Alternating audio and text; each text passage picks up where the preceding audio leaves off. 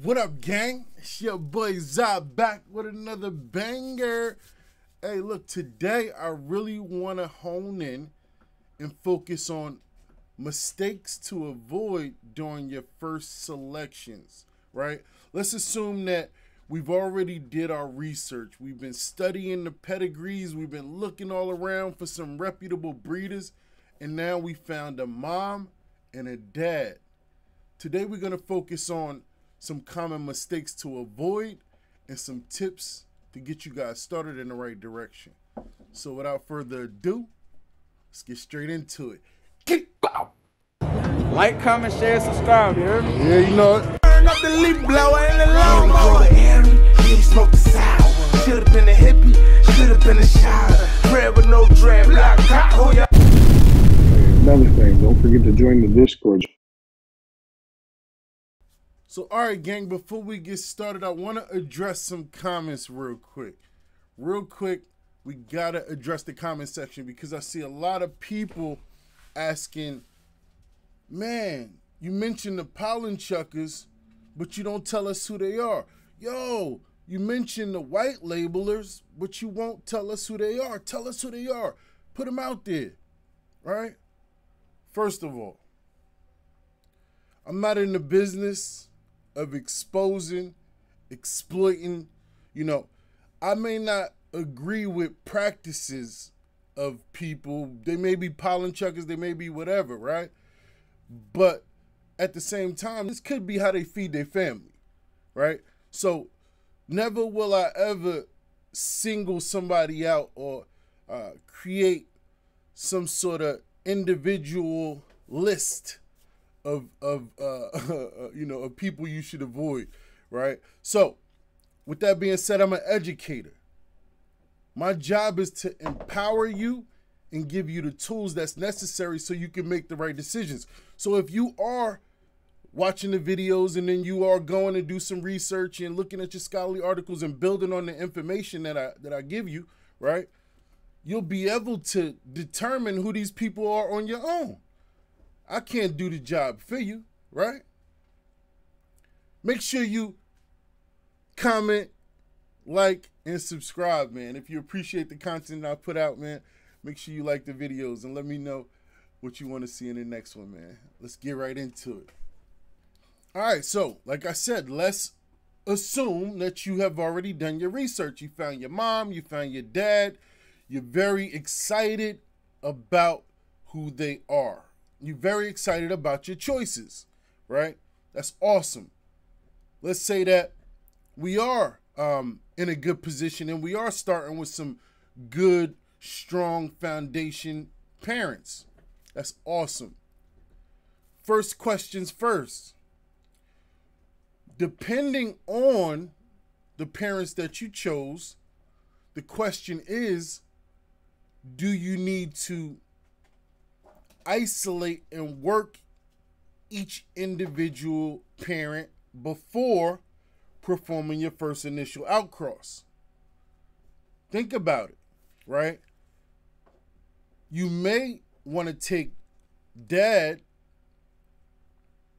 create an inbred line from dad, expose some recessive traits, create your choice, right, based on your preferences, and then separately, maybe afterward, do the same thing with mom, right? Break open the population and select based on your own preferences. And that's going to really give you a unique individuality when it comes to these two strains, depending on wherever you got them from, right?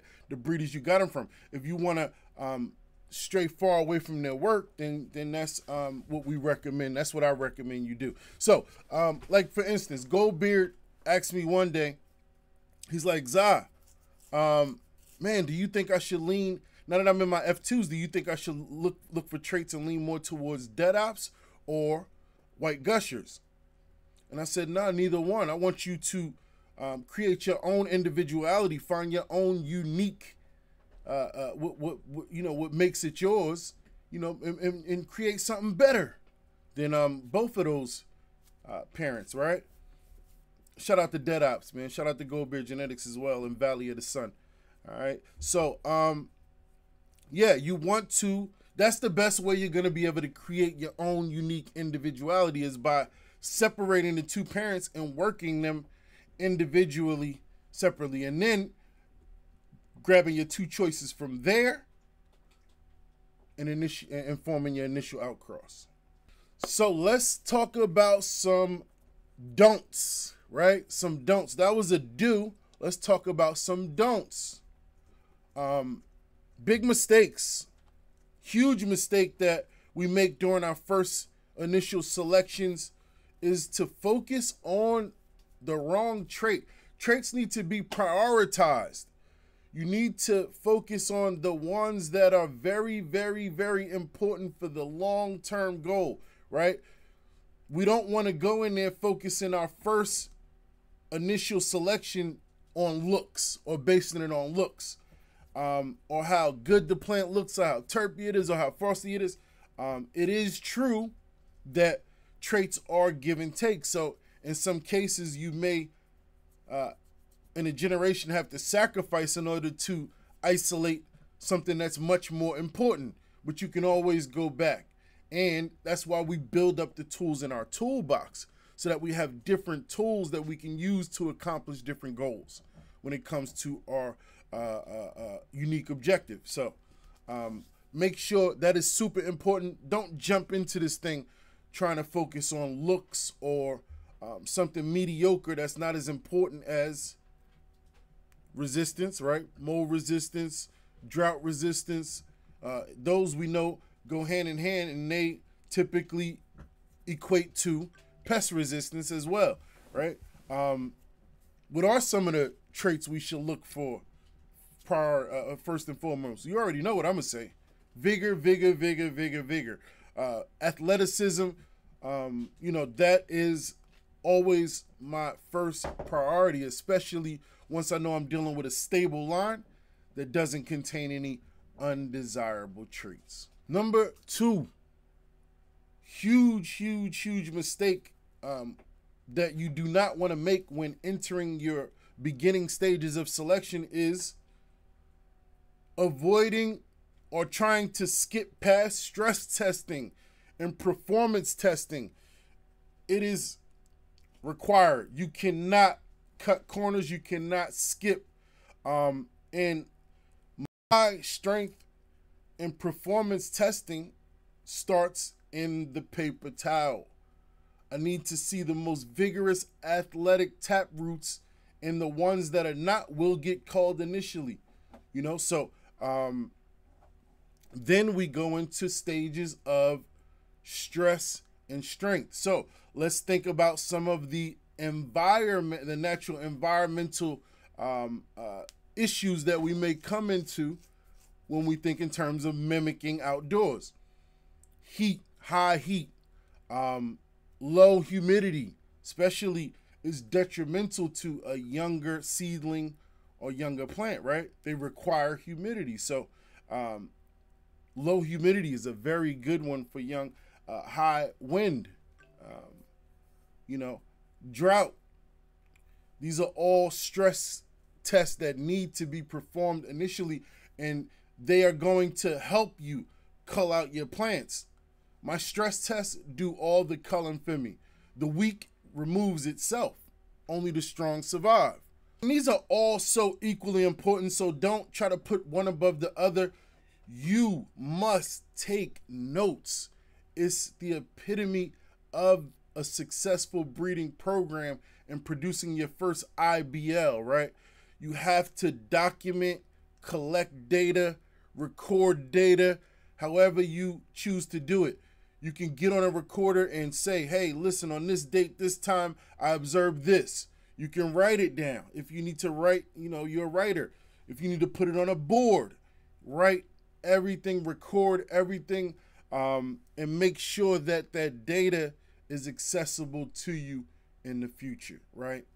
For me, a strong data program goes hand in hand with a strong cloning program, right? Cloning, we always look at it as the ability to go back in time and take whatever data we have, and be able to act on that information, right? Be able to go locate from previous, data that we collected. So super important, data collection, observations, record all your observations, and make sure that you clone along the way. And last but not least, gang, probably the most important. All right, I'm gonna say this is the most important, right? They're all super important and they're all necessary for your breeding program. But I'm gonna say most important, top on my list, is be patient. You gotta have patience, man. This is not gonna get done overnight. It's gonna take some time, and just although you are excited, understand the length of information that it's gonna require, that you're gonna collect along the way. Understand the many tools that you're gonna add to your toolbox. It takes what, months, right, to go from seed to harvest. Months. So each time you're making a move, left, right, up, down, each time you are leaning towards your objective, you gotta understand that it's gonna take time to make these decisions and put them into effect.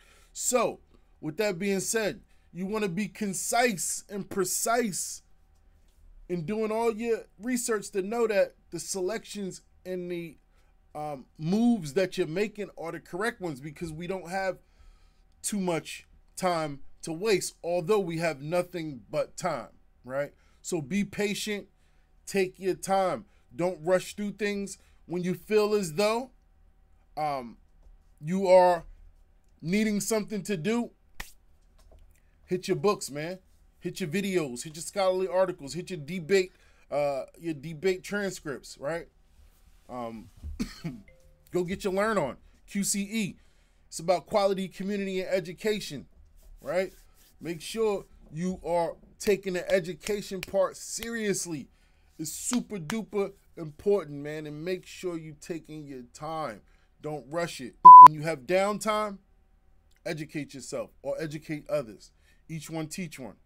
All right, gang. Hope you liked that video, man. If you did, make sure you hit that like button then, man. Make sure you comment, like, and subscribe as well. I got to check the analytics, but last time I checked, only half of the people were subscribed that watched the video. So if you're one of those people, recurring viewers, make sure you hit that subscribe button. It helps out a ton, man. Catch me in the Discord. I've been gaming lately, so ZaZa_genetics. Follow us on Twitch.